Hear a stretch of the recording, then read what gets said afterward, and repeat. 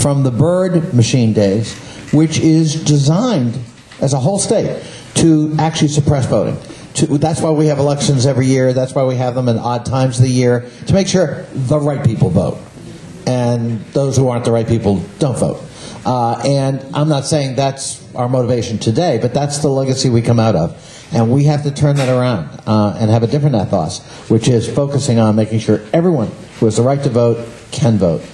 Reverend James, speaking of the right to vote, you actually live in and voted in River Oaks precinct, this precinct we've been talking about all morning. Welcome. Thank you. Thank you, Congressman Connolly and Congressman Cummings, for allowing me to share my voter experience this morning. I am, as you said, Reverend Sandra K. James, and I am a voter from the River Oaks precinct. This particular election was significant in two ways. The last election, I was honored to have my 80-year-old mother vote with me for the first time being with her. This time she passed in August and was not able to vote.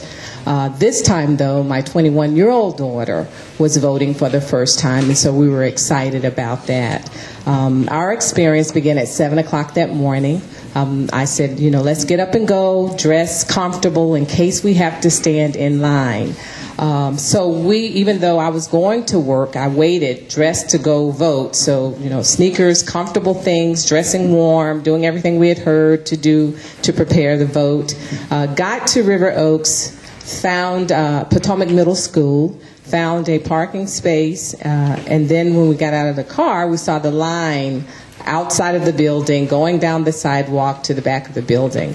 And so we looked at each other and said, okay, this is going to be interesting. Glad we dressed warm. Got in line, and I said to my daughter, I looked at my watch, I said, let's time it and see how long it takes us to get in the building.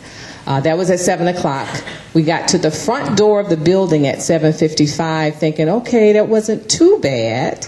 To our surprise, when we walked in the door, it was chaotic. There was a line crossing the entrance. There was our line trying to go in the building, and you couldn't tell where the lines distinctly began and ended. And I said to the voting official, this is crazy. You can't even tell which line you're in. And then after we merged our way through there, we thought we were going to the room to vote, and we ended up realizing we were going to be snaking up and down corridors for the next 3 hours.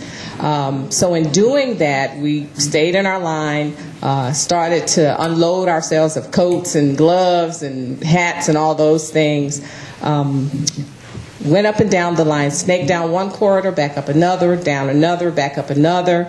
I was surprised because there were very pregnant women in line.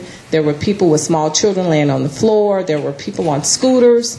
And I thought there should have been some exception for them. I didn't see it because they were in the same line I was in. Interestingly enough, when after about 2.5 hours, coming back up the second corridor, there was a sign in the school that said, this is a no bullying zone. I took a picture with my iPhone, uploaded it to my Facebook account and said, do not be deterred today. Do not be bullied by the long lines. Vote. Exercise your right to vote. So we snaked up another corridor, back to the front again, got inside, voted, and we walked out of the building. I looked at my watch, and it was 10:27. My son voted after 5 because he was one of those who went to work first, and it took him over 4 hours to vote. But in the end, it was worth it for us. We were surprised because you're kind of happy when you get to the door thinking, okay, we're ready to vote. And then it was really disappointing to realize you had to stay in another line. So we were encouraging each other in line, don't give up, stay in the line. You can do this. And so we voted. Thank you. Thank you, Sandra. And I'm so glad you did not give up. We had people from my office working with the fraternity. Luke talked about handing out blankets and water and encouraging people and doing a little babysitting if we had to. But for many people, it was a huge burden. If you thought you were, taking your lunch break to go vote, or I'll take the kids and we'll go vote, and then we'll, go to get a Happy Meal or something, you were not going to have that Happy Meal on November 6th. If you were voting at River Oaks Precinct, yeah. And it's really burdensome. for many families and for many people in this circumstance, and we ought not to tolerate that in the 21st century in the Commonwealth of Virginia. Colleen Ho, you've got a perspective on what happened on November 6th. Welcome. Thank you, Representative Connolly and Representative Cummings, for organizing this forum. I voted in the Crystal City precinct. I moved from California to Virginia with my fiance in September, so this was our first time voting in Virginia. Just want to point out to everyone that's in Arlington, in the 8th Congressional District, where apparently everything is happiness and beauty and sunshine. I was lucky that our polling station was about a 5-minute walk from our apartment building, so we did not have to drive.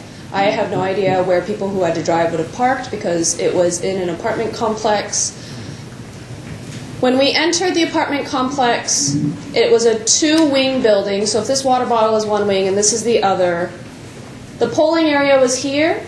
The line snaked in a figure 8 through the lobby, around this, by the elevators, back through the lobby to this voting area. There were some seats in the lobby, so if you voted with somebody, with your husband or partner or friend, we saw people taking turns, some people resting on the couches and then switching with their friend in line. I saw at least one father with a toddler walk into the building and leave because he saw the line, and it was just, you couldn't do it with a 2-year-old. There were some people who lived in the building who came down in the elevator, saw the line, and went back home. And they were very fortunate that they could come back later. We got there just before 9, and we waited in line for 3.5 hours. We entered the voting area a little after 12. We were really fortunate that I'm a student, so I didn't have to take time off of work. My fiance's boss was very kind. We updated him the whole morning, and he said, you stay, you do what you have to do, come into work whenever. So he got into work around 1. He works for the Naval Research Lab as a materials engineer. I registered to vote at the Library of Congress. I received my voter registration card in the mail. This was really important because at the time of the election, I had still not received a Virginia driver's license. So I understood that I had to present my voter registration card. Both of us did. Neither Sean or I had a Virginia driver's license yet. When we were called up to the 2 poll workers, so there were 2 poll workers, 2 electronic books, 4 machines. He had poll worker 1, I had poll worker 2. I presented my voter registration card. She made some comment about my middle and last name. I can't remember exactly. I smiled politely and said, Ho is my last name, not my middle and last name. She then took my voter registration card, looked at the electronic book, which looked like an iPad to me, and she said, among other things, it's just not working. I don't get it. It's not working. She did not explain to me what wasn't working. Nothing was clear. The whole process was very opaque. I didn't understand what was going on. And then she looked at me and said, I need to see your license. She did not explain to me why she needed to see my license. And I knew that Virginia law did not require it if you had a voter registration card. Some words were exchanged. I said something like, I can't remember all of it. I said something like, I've been here for more than 3 hours, and she said, I've been here since 4 in the morning. And in my head, I wanted to say to her, you volunteered for this. I'm sorry. We've been on our feet for 3.5 hours.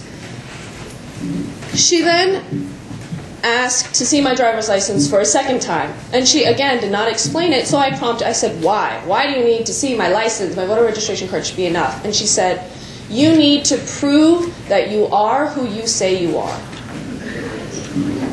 So at this point, my fiancé is already voting. He's actually probably done at this point. A supervisor was roaming, and I think she could tell that there was a problem.